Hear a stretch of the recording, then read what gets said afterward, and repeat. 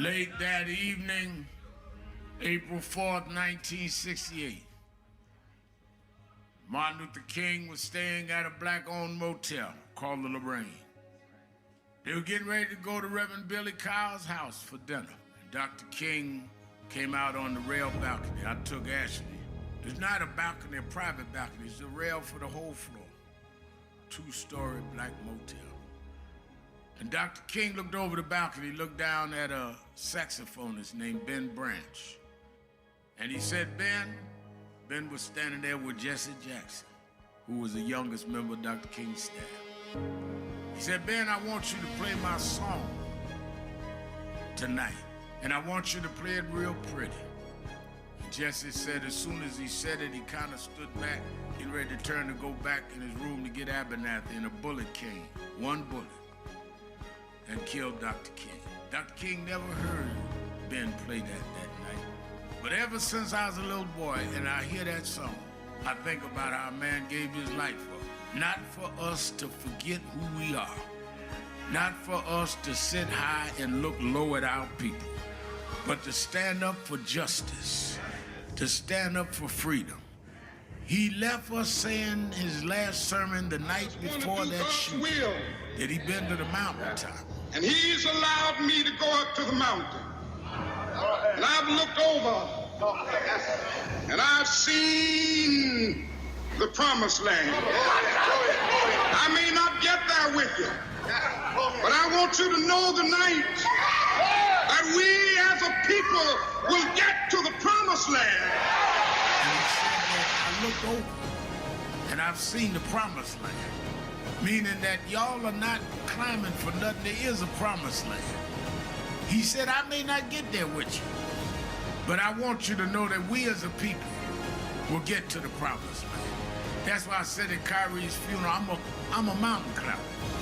I'm gonna keep climbing. Dr. King told me if I keep climbing, we get to the promised land. I'm gonna keep climbing. So I'm happy tonight. I'm not worried about anything. I'm not fearing any man. Mine eyes have seen the glory of the coming of the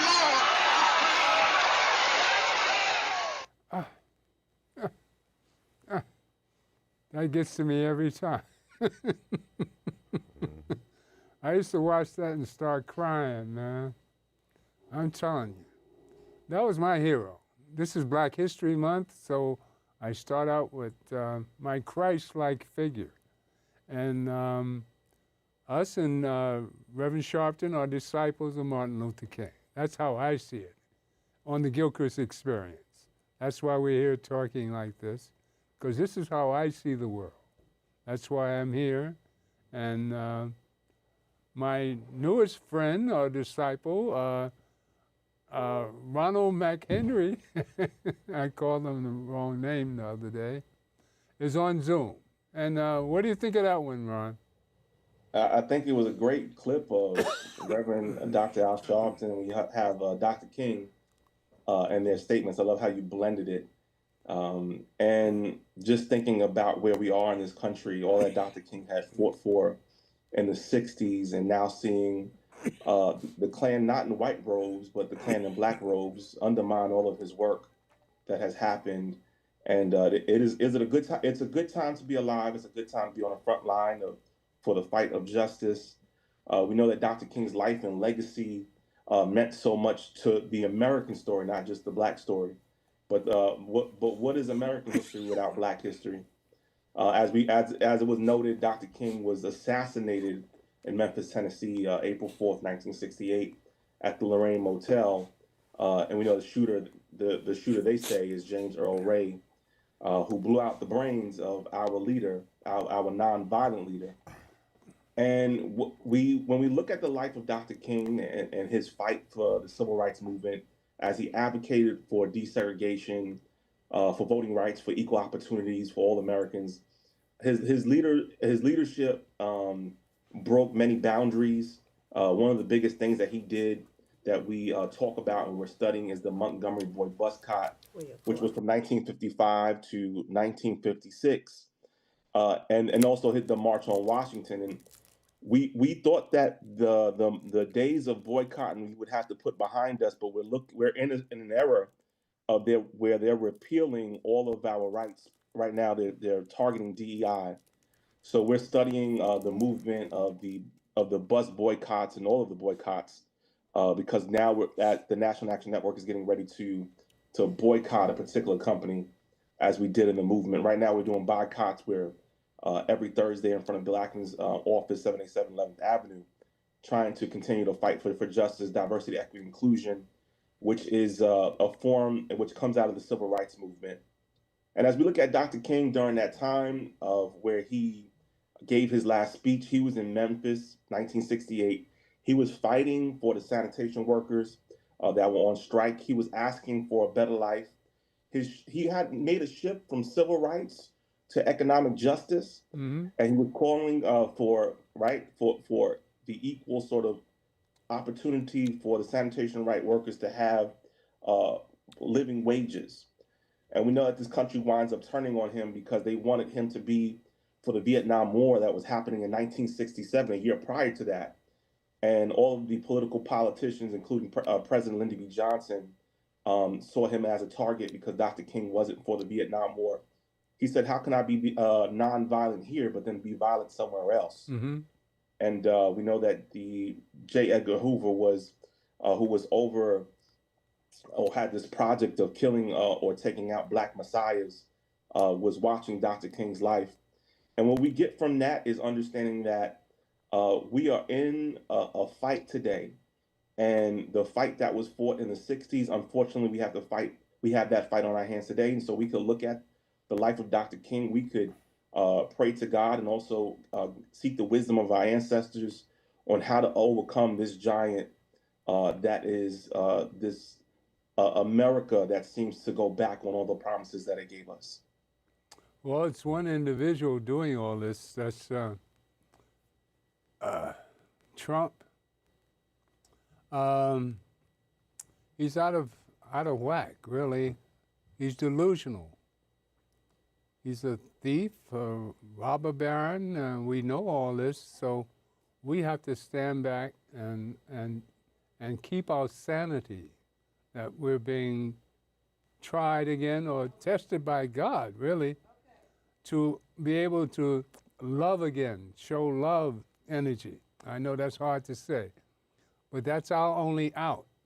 I found myself have to resist the anger and the hate that he's spewing out. He's driving us crazy with these wild. I mean, it doesn't make any sense to what he's doing. He's doing the opposite of what he said he was going to do. Or some people think he's doing, but I'm looking for the people that voted for him to rebel. These are the people we have to reach. So we have to show some nonviolent, loving energy to hope they get their sanity back. That's the only thing that's going to help us. People have to look at him and see what a crazy man is doing. What say you, Brother Graham? Well, I say ain't nothing changed but the date on the calendar. Okay. We need to understand that these forces will always work against us, no matter what the date is.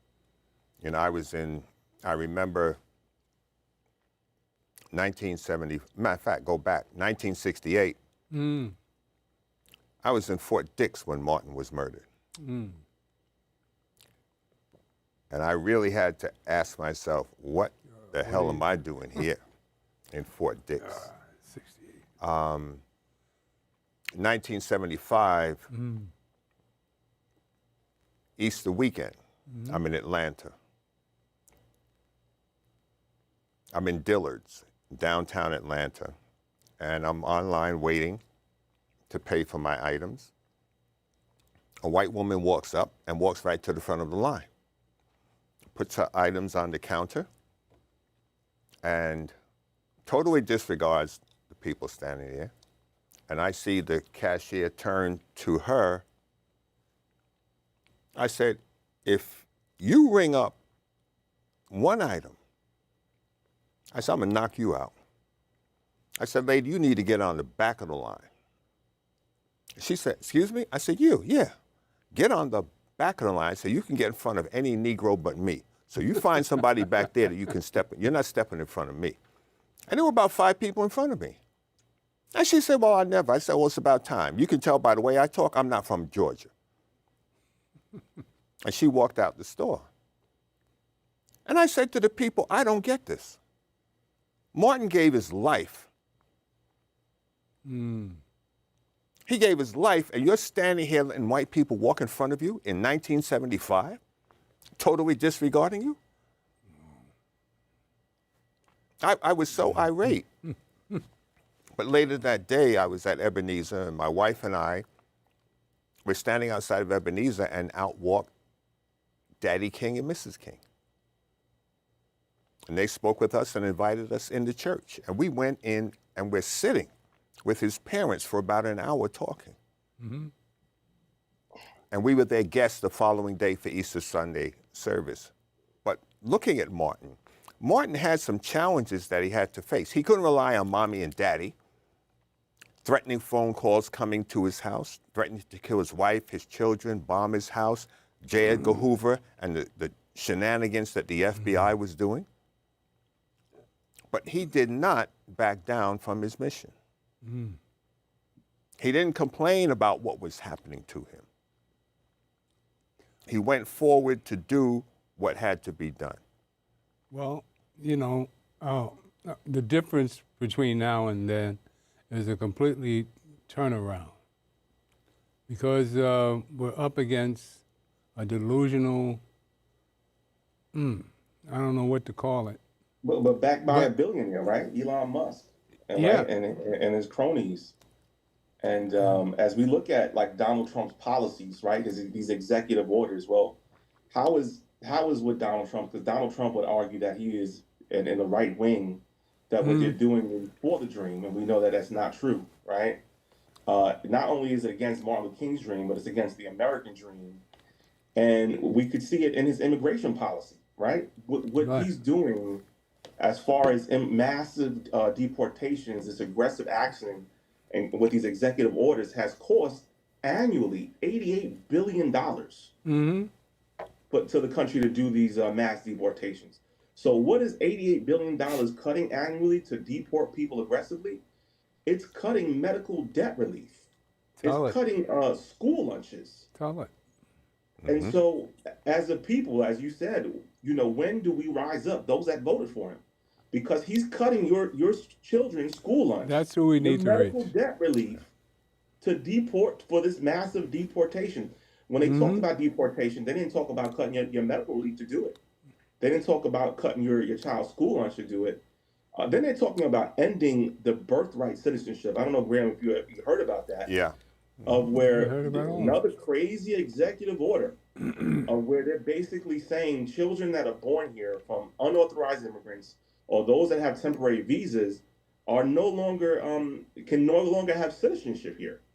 So this country was built on the backs of immigration policies, and so he's going against everything Dr. King fought for. And then we could talk about these tax cuts that cut the poor, cut the working class, but then benefit the wealthy. Right? This is what is in direct opposition of Dr. King's dream. And we know when they talk about specifically being qualified, we know that we've been qualified since the inception of this country. We built this country. Right. We've been overqualified, but because of discrimination, we were overlooked. So DEI policies were put into place for equity so that everybody has a shot at the American dream. And he's gutting out even the DEI programs. So, tell a story about DEI and the president, how he said the DC crash was caused by DEI. And come to find out, the DEI was a white woman pilot. Yeah. The irony of it all. So you know, Trump, DEI has been into play for a while, right? His whole first term, DEI came into play, but DEI really came into play during the George Floyd era, where there was a pandemic happening at one time, and then a Minneapolis police officer kills this young black man, and the whole world protests against it. And then because of the data that came out, so racism wasn't just figurative of speech that was happening between debaters on news programs. The data showed that Black and brown people didn't have the same education, healthcare, chances for economic growth. The white to Black wealth gap is huge. And so major companies came out and said, hey, we're going to help because of all this data, and we're going to have DEI policies to help close the gap so that it's equitable for all. And we saw companies promise that they would have DEI program. It wasn't something that we asked for, is what these companies did. And then they went against it, and now we're repealing what they promised. But we're seeing that Donald Trump is now gutting all the DEI policies. And why are they doing that? Because DEI works. DEI programs were actually closing particular wealth gaps. They were closing particular health gaps. So the fact that Donald Trump doesn't want an equitable America, and I think a lot of people are confused as you were saying it. It's not about all whites, because poor whites he can care less about. It's only about him and his friends and those that he deems to be important. And the Russians. You know, and the South African. And the South African. South African. So what we have to take in mind is that this is a global thing. This is really a whole. Oh, okay. I'd like to know if Ashley's on. Can we get Ashley on? No. 4:40. All right. I want to run another item here.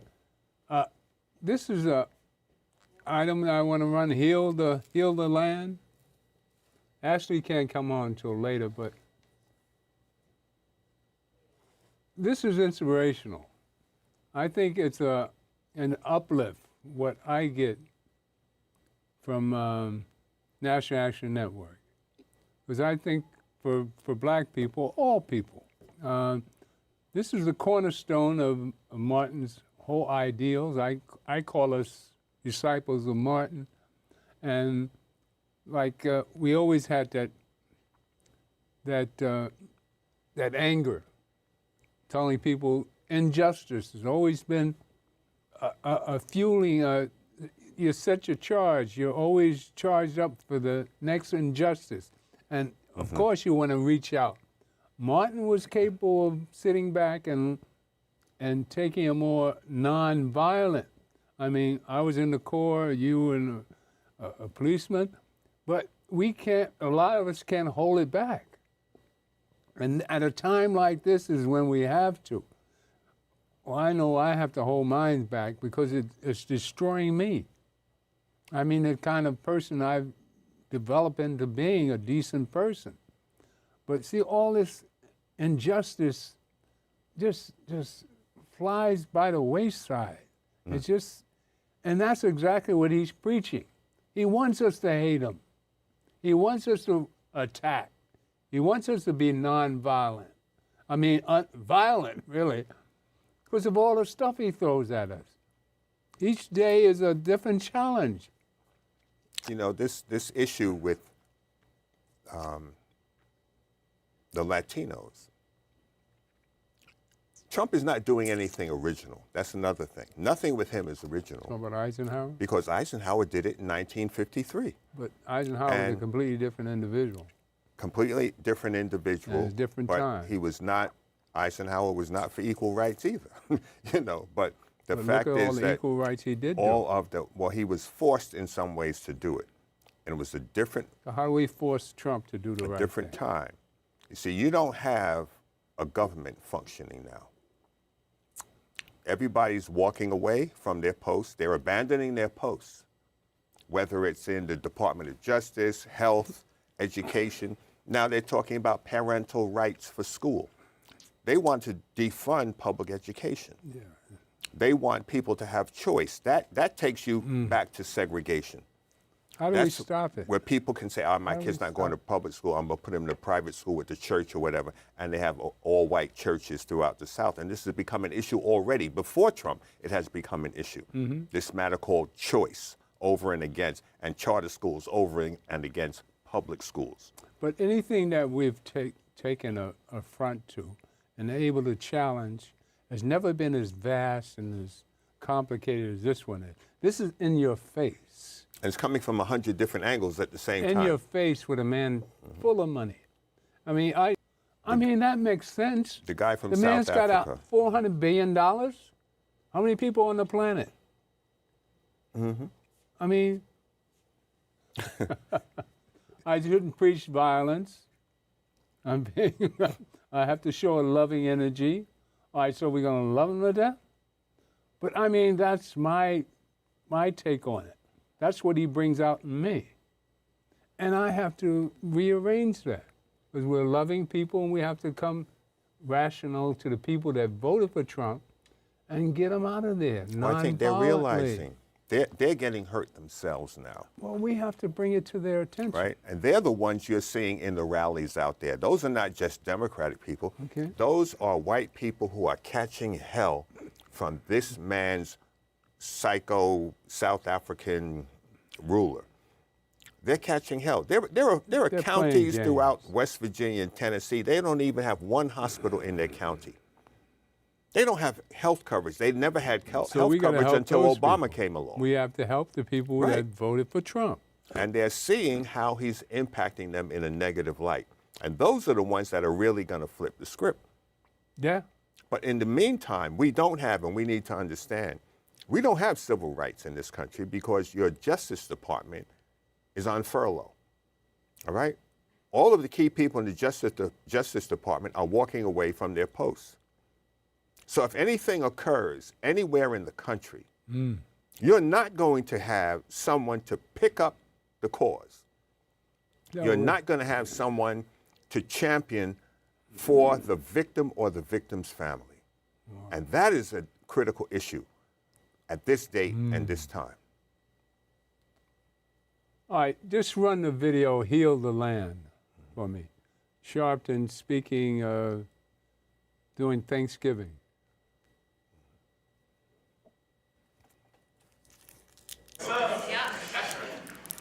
So as we go in this Thanksgiving season, I want y'all to talk in your family gatherings about how we must have economic discipline. Yes, yes. We must come alive in 25 with economic discipline. Yes. We must have announced targets to withdraw our money and our votes from people that are not doing business with us. My grandson should not grow up where we are now sitting back going backwards because we didn't know the pressures that was given to us. How did we break it? The last thing, that's why King Day is the day to announce this. The last thing Dr. King, the last book he wrote was called Where Do We Go From Here? Chaos of Community. And a lot of it was on boycotts and laying out what became Operation Breadbasket. So that's going to be the plan, and that's what we're going to enact. And let me say this. As we go into this Thanksgiving season, don't let folks spook you out of what you gained from. I hear a lot of people talk about, well, I don't do this when I was growing up. I don't do that because other folks do it. No, we made it as a people by redefining everything they tried to give us negative. We took and made it positive. Yes. The strength and beauty of black folks in America, stripped of everything. Never been any slavery in recorded history like we went. Everybody have had slavery, but never stripped down to where we didn't know our names. Families sold to different states. They took everything from us, yet we made it. I keep telling y'all every week, as I would fly back from Africa when I first started going in the early 90s, and I'd look at the Atlantic Ocean, and I'd be thinking about how could I feel guilty about, I hope we don't get turbulence on the plane. Think about what your ancestors went through. Chained each other in the Atlantic Ocean. And many of them, Carol Wallace, died. Didn't make it. Millions died in the Middle Passage. Which means that we are the children of the strongest Africans. We are the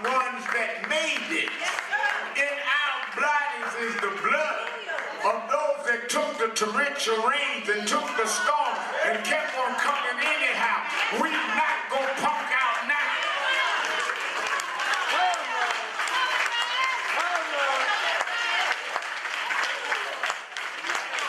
Took our name, broke up our families, took our culture, gave us the worst diet, and we turned it around anyhow. They would eat good on Thanksgiving. Yes. And tell us to eat the hog's guts. Yes. We turned around and turned the chitlins into a cuisine, put some hot sauce on it and kept on going. We've taken nothing and made something happen anyhow.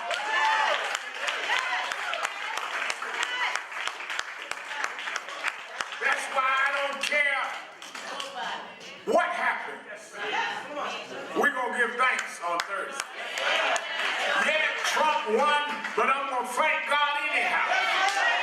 Yes, it looks dark, but I'm going to thank God anyhow. Because I've been through worse than this. I come up the rough side of the mountain, but there is a God that sits high, but he looks down low.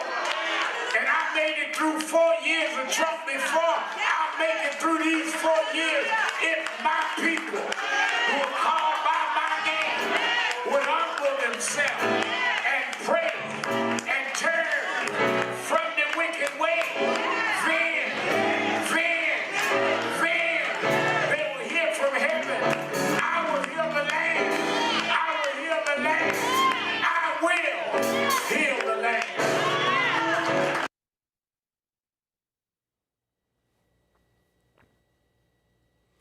That was quite a sermon.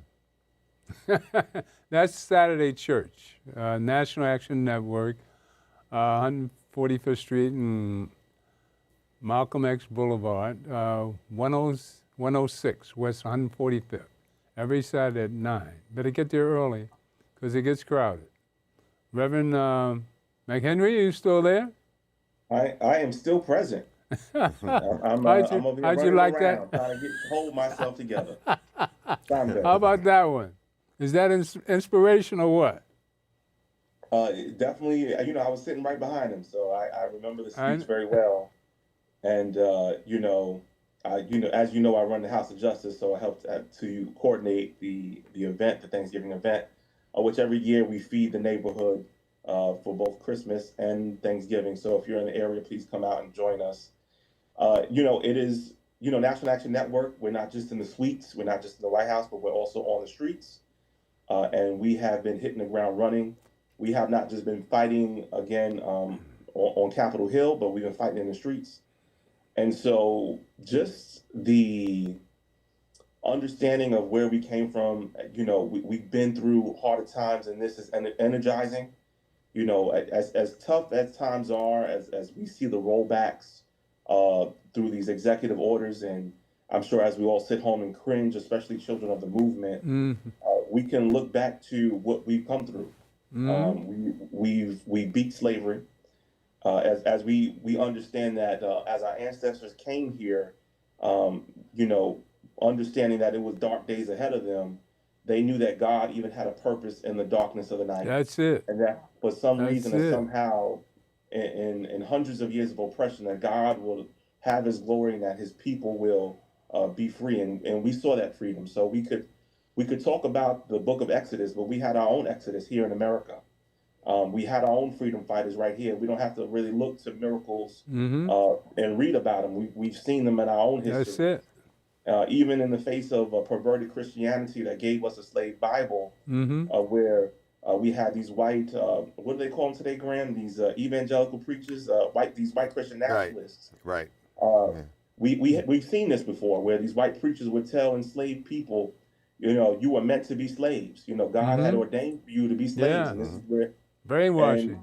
And somehow the words would change. By the time the words would hit the people, God, the Holy Spirit would change the words of "you were meant to be slaves." That before I'd be a slave, I'd rather be buried in my grave. Yeah. And we've had a spirit of resilience, despite the fact that this country has come against us in every type of way. They've separated our families. They changed our name. They robbed us of our culture. They've robbed us of our heritage. They put us on walls. They've done everything to us, but yet we still have survived. And today they have ripped from us the gains of the civil rights movement, but we have beat these problems before. But it's going to take for us to come together. I was having this conversation, and I don't know if you guys agree. We were talking about how Dr. King fought for us to be integrated, but we integrate into a burning house that has destroyed the fabric of our community. And so we are not as well together. You guys will be able to tell me a bit more, since you guys come from a different age than I do, of where the community was just more together. They've been able to separate us in ways. And so the question is, how do we come together so that we can fight back? We've always been in struggle, but being Black is not about how low you can go. It's about, no matter how low we are, we find a way to rise together anyways. So that's the challenge of the day. Yes, boycotting, despite the fact that maybe the government might do buybacks, as we seen in 2008, where they give companies and banks that are going under money. We have to figure out and problem solve around a lot of these injustices. Unfortunately, we have to lead a country that doesn't look at us for what we are. We've been chosen to lead and to be examples onto the world of what God is like in flesh, as you say, to love those that show us this type of injustice. But it's not a love that is like, I'm going to hug you because you've taken away my rights. It's a love that transcends and breaks law, that when it is wrong, it turns it around so that it's right for everyone. You have to learn from our experiences. Malcolm was the ballad of the bullet, and Martin was you judge people by the content of their character and not by the color of their skin. And I have incorporated these two principles, or the principles of both these leaders, into my existence. And that's how I've survived. Because I judge people by the color, by the content of their character. That's always been a principle that we all have to follow. We all follow the idea of that we're our brother's keeper. And during segregation, that blossomed. And I mean, I say all the time, I was born and raised on Harlem in 1941, in the middle of a war in Europe. Hitler had taken over in Europe, so there's nothing pretty about Europe. And here in Harlem, it was the best place to be Black. And all throughout the 40s and the 50s and the 60s, the best place to be Black was in Harlem. Then the 70s, the 80s came, and crack came, and it was a bombed-out shelter. I remember we went to Costco's over on 16th Street. I'm running across town, and I remember I had a list of properties and city-owned properties in Harlem in the 80s, the mid-80s. And I remember on 16th Street, there were only 2 churches on the block. The rest was barren. It was all empty lots. And the mosque. And the mosque. The mosque, yeah. That's the only thing that was on the block. And you saw it, I'm talking about from 5th, Lenox to 5th. Up Lenox up to 7th was Grant. It was still property there. Matter of fact, you had one, Anyway, I saw this whole neighborhood revived 50 years later. But, being an old man, and you get flashbacks. So we've seen Harlem go through its ups and its downs. And we've seen the whole principles being, I'm in my 80s, Graham's in his 70s, and we've seen the past. Like Rev says, we've been through this fight before, but it's never been this divided amongst Black people. Right. I've never seen Black people so separated. We don't have that camaraderie. The young people are really at a loss. Graham always refers to how integration ruined our systems, because in baseball and any other sport, that so we have to upgrade ourselves to today. Like you say, football is a plantation. All right, you take it. We talked about this last show. Take the plantation and make all the football players union workers and demand profit sharing. You take over the football system. But we have to think as a unit. Like Reverend Sharpton saying, we have to gang up and the people that are not for us, no matter what color they are, because we have to judge people by the content of their character, not by the color of their skin. So we have to learn from our elders and people that sacrifice. Nonviolent to a certain extent. We have to get back to entrepreneurship. Okay. Running our own businesses. We have become a consumer-based group of people. Mm-hmm. There are courses that are taught in college to set up a business in a black community. Mm-hmm. Black people don't save money. They don't rotate the money through their community. As soon as they get it, it goes out the door to somebody else. And the people you're shopping with, they would not even hire you. Mm-hmm. We had 100 years ago, I forgot the figures of the number of black-owned businesses in the United States. I know right now, 100 years ago, black people owned 19 million acres of land in this country. That was enough land to just about cover the entire state of South Carolina. It was enough land to cover New England. We don't own 1 million acres of land. And it's not because black people have been slack, but we have to realize what the government has been doing. Under Trump, not even one half of 1% of aid went to black farmers. Yeah, that's... But you have mega corporations who were getting farm aid. Mm-hmm. It was the same thing under Bill Clinton. The black farmers did not get their subsidies. The intent is to strip black people of everything. You have these people running around stealing people's deeds in New York. No different than the Ku Klux Klan running black people out of the towns that they lived in the 1920s, 30s, and up to the 1950s. Yeah. So it's the same dynamic. It's the same program being done in different ways. No, they're not wearing a hood, but they're Klansmen just the same. President of the United And when I say States. Klansmen, I don't mean they're in the Klan, but they're behaving like Klansmen. White supremacy. Right. So we need to realize where we are. This ain't heaven. This is not heaven. America is not the great whatever they say it is. It's got some serious issues that it will not face. And most white people live in the state of denial, while most people are living in a state of fear. But since we're the spiritual people of the planet, we have to uplift all humankind. And that's maybe that's the problem. Maybe that's the problem. Maybe it's not our job to uplift everybody if we're not lifting up ourselves first. Okay. You can't save somebody if you can't save help yourself. Somebody if you are in a place of need. And just based off what you guys have said that have happened before integration, Dr. King said, "I fear that I'm integrating my people into a burning house." Yeah. Right. So that is at the end of his whole life he fought for integration and I don't know if I did the right thing. So while civil rights gave black Americans access to a lot of the white institutions, it did not protect black business. It did not protect black wealth.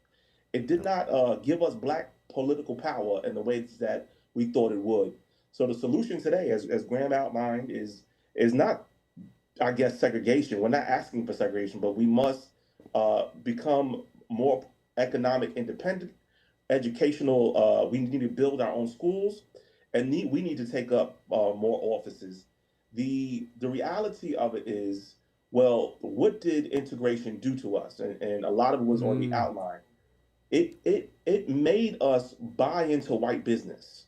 Right. We stopped having our own businesses that thrived, and then we started giving our money to white-owned businesses. So it didn't go the other way. It wasn't like whites in integration said, "Oh, let us go to so-and-so shop." We just went to their shops. Right. And so, and how do we know that we thrived in segregation? The Tulsa Black Wall Street, the Sweet Auburn in Atlanta. We know that we could do it on our own. So well that they had to burn it down. That's how well Yeah. we did it. And the other Bombed thing in that with we don't flames. talk about that's an issue is education. So Trump Yeah. is defunding schools, and who is that going to hit first? Is going to hit our kids first. And the destruction of black schools because of integration and the loss of black educators is not talked about enough. Black teachers and administrators lost their jobs to white-run schools that then put our kids in particular programs within the school. So these hostile environments created two different education systems within one building. And then we don't talk about it enough. Displacement, as we're talking about with land through gentrification. So now we don't own anything. And now that we are integrated to some degree but also redlined and zip codes that separate us, Right. they continue to buy the land underneath us with our own pension funds. Yeah. They displace us. Insurance companies Yeah. who pay no taxes at all in this country, but do invest money, have been proven to sell policies to black people which are inferior to the policies they sell to white people. Yeah. Always. We been. could be same age, same profession, same background, same economic status. I can't get the policy that you get. That's right. You know, the life expectancy of a black male in Harlem doesn't even come up to Social Security age. They're taking your money, and they, for the most part, they expect you'll be dead before you collect your first Social Security Well, check. it's how we treat each other.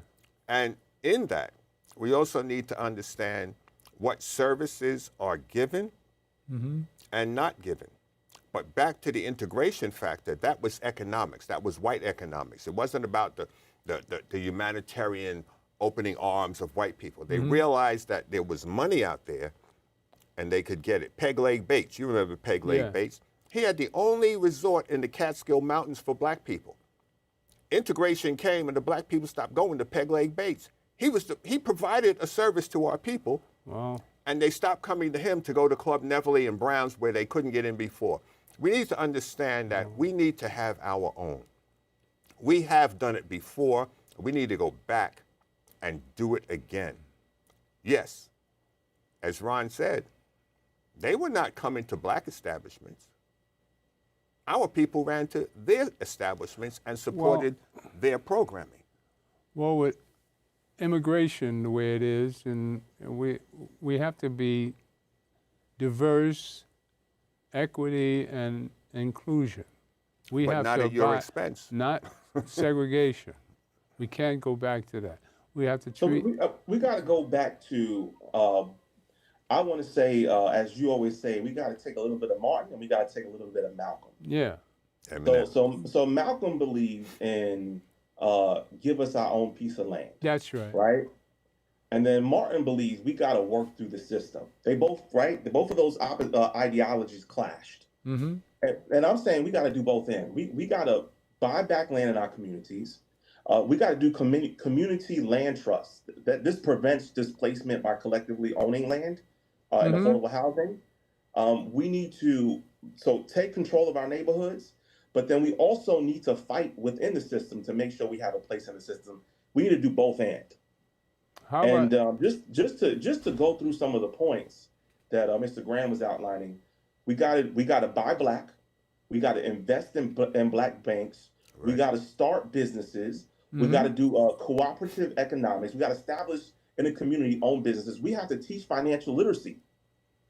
We have to strengthen black educational institutions. We got to get back into the HBCUs and figure out what they need. We got to encourage black-led schools. We got to create mentorship programs that can produce black teachers and black administrators that create community again. We got to figure out, how do we run for office in today's age? How do we, and let me say this, not run blue. We got to run blue and we have to run red. Right. Part of the problem is that Trump is in because we are not in the Republican Party. Yeah.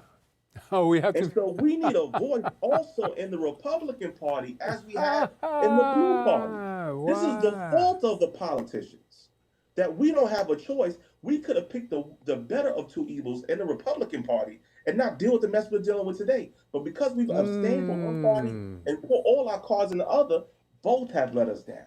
Wow. I never thought of it that way. Thank you, Ron. That's been the dynamic. So we have to, well, you're going to have to write that item up, and we're going to push it. You're the creator right there. Your youthful statements. We're just here for Black Thought. That's why we're here, to talk it out, get the message out to the masses. We need to be on all of the tickets, and we need to be at every table, at every conversation. Some of us need to sign up to be in the Klan as well. We need to hear all of it. We need to, sign up and be in the Klan. The problem is we're not at a lot of these tables. That's right. We need to be everywhere. You know, I remember something Giuliani said. That's true. In a meeting I had with him and Howard Safer years ago in his office right after Amadou got killed. Myself, Giuliani, Howard Safer, and the first Deputy Police Commissioner, Keller. Giuliani said to Safer, don't worry about the demonstrations. That's a venting process. People need to vent. In a week, 2, we'll be back to normal. So the attitude of Giuliani was, don't even let them demonstrate, because they're not going to do a thing. But look what Giuliani is They're now. just going to roll back into their normal routine and forget about it. And we have to understand, we can't afford to go back to where we were. We have to strategize. We need a 5-year plan for where our people will be 5 years from now, 10 years from now, 20 years from now. Ron, yes, banking. We only have one black bank in New York City. Only one, and it's a savings and loan. It's not a commercial bank, right? We need a black credit union. That too. But that should be easily done. The churches of New York could get together and fund a bank in New York City.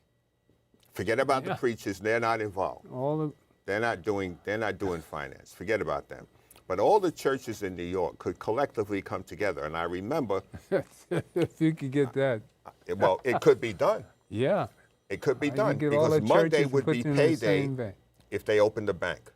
And then you determine who gets a mortgage, who gets scholarship money for the children, who finances a store and a business in the community, or who collectively is buying property so you don't have gentrification coming in, because gentrification means one thing. It means Negro, get out of here. That's what gentrification is. How many black people struggled in Harlem over the years when Harlem was broken down, and now they can't even live there? And black businesses that we know of that had to go because the rents went up through the roof. Well, they were slick. They redlined us for all those many years. Well, that's the federal government. There became time we don't have generational wealth like most communities do, and we don't teach our kids how to save their dollars. We're too busy buying, the latest, and we don't have the same integrity we had years ago. People running to buy make-believe marijuana. Yeah. Oh, the state is selling marijuana. Let me tell you. Well, we should be growing our own marijuana. You'll have your own health issues. Give it 5 years. Anytime the government is offering you something like that for free, you need to go in the opposite direction. But you will be the medical guinea pigs for these people 5, 10 years down the road. There was a couple smoking. I said, what are you smoking? Oh, we're smoking marijuana. I said, you're not smoking marijuana. I know what marijuana is. I grew up, it used to grow in Brooklyn, not in Harlem, but it grew in vacant lots by the city block. And nobody even messed with it. But what they're smoking is not marijuana. Well, then we need to take over that. That's another story. But Ron, thank you for your input today. That was it. You still there? I'm always here. Yeah, right. For the Gilchrist experience. I'm here to learn and to partake. Well, look what we've done over the last couple of years. Look what we've done in the last couple of years. How many shows have we done? We it's important to always get the messaging out. Yeah. And especially in a day and age of where black voices being eradicated off the airwaves, we need to continue to push our message, because again, we don't have a lot of people talking about what needs to be talked about and putting an agenda out there. So I appreciate the Gilchrist experience for putting our problems out on the front line. But I'm in the streets. I'm on your show. I do it. I'm on the pulpit. I do what I can, and we have to work harder than ever. We got to push forward, and we got to share. We have to share our feelings, but we also got to share the information.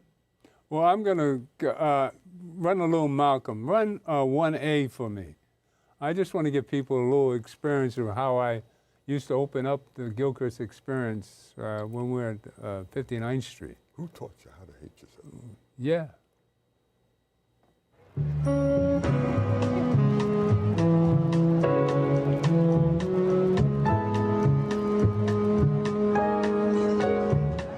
Who taught you to hate the color of your skin?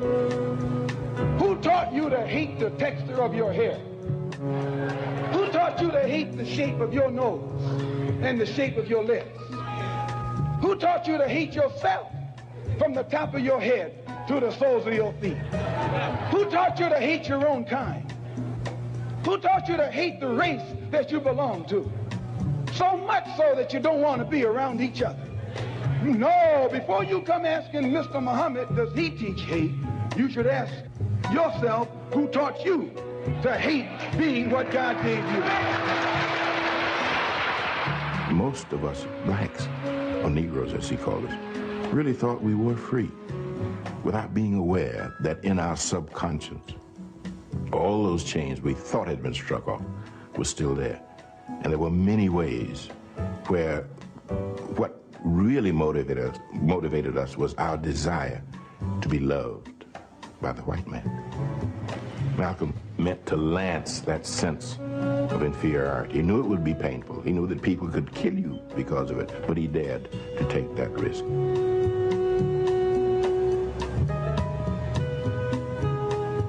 He was saying something over and above that of any other leader of that day.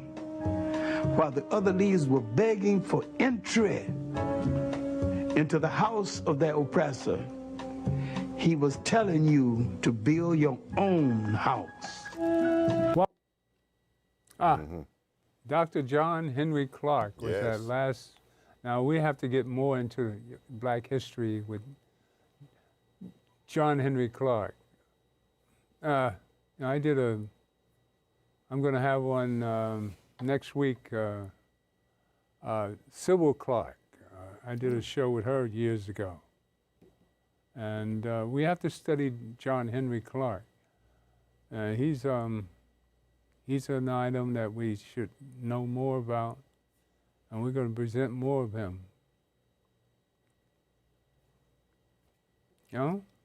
Yeah. What do you think of that one, Ron? Oh man, the great Malcolm X, has inspired all of us. His teachings inspired the Black Panther movement, Afrocentrism, the Pan-Africanism. And so to hear his words about colorism, representation, and self-empowerment, it transcends time. And many people listening to this, maybe not really understanding the Black struggle in America, may not understand the importance of this speech, the importance of psychological liberation from a country that continues to impose the dominant culture in every single type of way it can. The centuries of enslavement and segregation and racial violence has been taught to us in our schools, everywhere we go, we see it. So it was important for a preacher, a teacher, to break some of the inferiority complexes that we deal with psychologically day to day, because a people that does not love itself can't free itself. Willie Lynch. And so Malcolm X was speaking to a people that were constantly straightening their hair, skin bleaching. Those were things he did himself, trying to look like the dominant culture, trying to look European. And so it was important that he gave folks of his day the importance of loving who you are. And I will say this, I don't know if you guys are going to agree with me here. The Nation of Islam is the strongest Black organization we've seen in American history. Not under true. Elijah Muhammad, as far as its success, as far as economically building black business, as far as pulling people off the street and doing their street work. The version of it today that we see under Minister Louis Farrakhan is different than that which Elijah had under him. But as far as what Malcolm X did was important. It was revolutionary for a preacher to say, stop worshiping white Jesus. Mm-hmm. You know, I No, never saw Jesus. white Jesus in Europe when I've traveled. Mm-hmm. Never seen a white Jesus, not even in England. Mm-hmm. Didn't see white Jesus in Spain. Didn't see white Jesus in Italy. Not at all. He doesn't exist in Europe. Jesus was an Ethiopian Hebrew.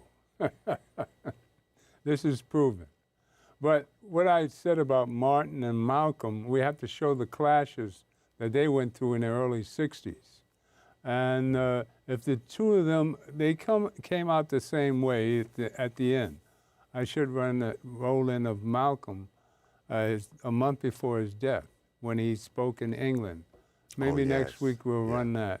That's a good I'll one. open up. We're going to show the class of Malcolm and Martin, how we have to incorporate in our daily lives both of these heroes and a few more, like Reverend Sharpton, our leader of today. I think the greatest black organization in America today, to me, is National Action Network. If weathered the storm of all these years, and I had another role in. I mean, that's what I've experienced for the last 27 years, and it's kept me sane. National Action Network, come join us. We're existing now. All right? The God in me loves the God in you, and stay tuned, because we're going to deal with the devil in all of us and make that peaceful. Make Trump a religious man. Maybe he can reform himself, learn to love instead of hate. Because all he's doing is spewing hate, and we can fight that easily. Get the devil out and fight Trump. And reform the Trump. Reform, love your enemy, or reform your enemy. The demons right now are in control. Whoa. They have to be exorcised. Power to the people. God bless.